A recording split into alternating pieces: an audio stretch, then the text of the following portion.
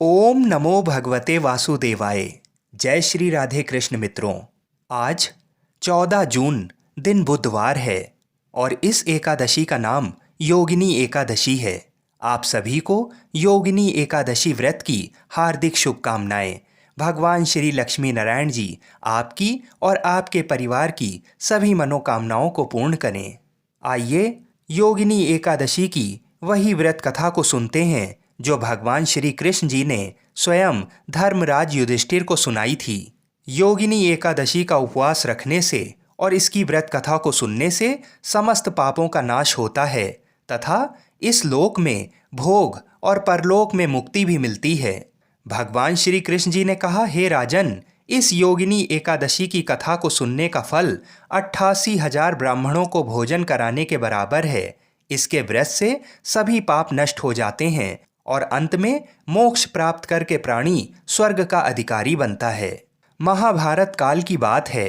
एक बार धर्मराज युधिष्ठिर ने भगवान श्री कृष्ण जी से कहा, हे त्रिलोकीनाथ, मैंने ज्येष्ठ माह के शुक्ल पक्ष की निर्जला एकादशी की कथा सुनी। अब आप कृपा करके आषाढ़ माह के कृष्ण पक्ष की एकादशी की कथा को सुनाइए। इस एकादशी का नाम तथा महात्म्य क्या है, सो अब मुझे विस्तार पूर्वक बताएं। भगवान श्री कृष्ण जी ने कहा, हे पांडुपुत्र, आषाढ़ माह के कृष्ण पक्ष की एकादशी का नाम योगिनी एकादशी है। इसके व्रत से सभी पाप नष्ट हो जाते हैं। ये व्रत इस लोक में भोग तथा परलोक में मुक्ति देने वाला है। हे धर्मराज, ये एकादशी तीनों लोकों में प्रसिद्ध है। इसके व्रत से सभी पाप नष्ट हो जाते हैं। तुम्हें मैं पुराण में कही हुई कथा सुनाता हूँ, ध्यानपूर्वक इसका श्रवण करो। कुबेर नाम का एक राजा अलकापुरी नाम की नगरी में राज्य करता था। वह शिव भक्त था। उनका हेममाली नाम का एक यक्ष सेवक था जो पूजा के लिए प्रतिदिन फूल लाया करता था। हेममाली की विशालाक्षी नाम की अति सुंदर स्त्री थी। एक दिन वह मानसरोवर से पुष्प लेकर आया, किंतु कामासक्त होने के कारण पुष्पों को रखकर अपनी स्त्री के साथ रमण करने लगा। इस भोग विलास में दोपहर हो गई। हेममाली की राह देखते देखते जब राजा कुबेर को दोपहर हो गई तो उसने क्रोधपूर्वक अपने सेवकों को आज्ञा दी कि तुम लोग जाकर पता लगाओ कि हेममाली अभी तक पुष्प लेकर क्यों नहीं आया। जब सेवकों ने उसका पता लगा लिया तो राजा के पास जाकर बताया, हे राजन, वह हेममाली अपनी स्त्री के साथ रमण कर रहा है। इस बात को सुन राजा कुबेर ने हेममाली को बुलाने की आज्ञा दी। डर से कांपता हुआ हेममाली राजा के सामने उपस्थित हुआ। उसे देखकर कुबेर को अत्यंत क्रोध आया और उसके होठ फड़फड़ाने लगे। राजा ने कहा, अरे अधम, तूने मेरे परम पूजनीय देवों के भी देव भगवान शिव जी का अपमान किया है। मैं तुझे श्राप देता हूँ कि तू स्त्री के वियोग में तड़पे और मृत्यु लोक में जाकर कोढ़ी का जीवन व्यतीत करे। कुबेर के श्राप से वह तत्क्षण स्वर्ग से पृथ्वी पर आ गिरा और कोढ़ी हो गया। उसकी स्त्री भी उससे बिछड़ गई।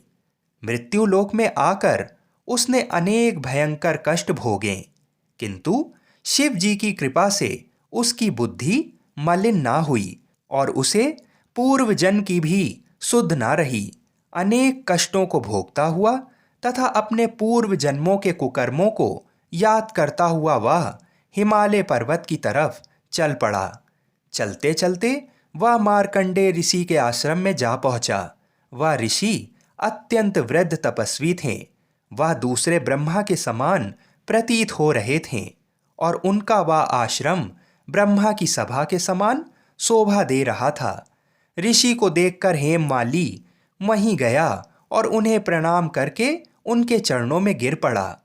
हेममाली को देखकर मार्कंडेय ऋषि ने कहा, तूने कौन से निकृष्ट कर्म किए हैं जिससे तू कोढ़ी हुआ और भयानक कष्ट भोग रहा है। महर्षि की बात सुनकर हेममाली बोला, हे मुनि श्रेष्ठ, मैं राजा कुबेर का अनुचर था। मेरा नाम हेममाली है। मैं प्रतिदिन मानसरोवर से फूल लाकर शिव पूजा के समय कुबेर को दिया करता था। एक दिन पत्नी सहवास के सुख में फंस जाने के कारण मुझे समय का ज्ञान ही नहीं रहा और दोपहर तक पुष्प ना पहुंचा सका। तब उन्होंने मुझे श्राप दिया कि तू अपनी स्त्री का वियोग और मृत्यु लोक में जाकर कोढ़ी बनकर दुख भोग। इस कारण मैं कोढ़ी हो गया हूँ तथा पृथ्वी पर आकर भयंकर कष्टों को भोग रहा हूँ। अतः आप कृपा करके मुझे कोई ऐसा उपाय बताइए जिससे मेरी मुक्ति हो। मार्कंडेय ऋषि ने कहा, हे हेममाली, तूने मेरे सम्मुख सत्य वचन कहे हैं, इसलिए मैं तेरे उद्धार के लिए एक व्रत बताता हूँ।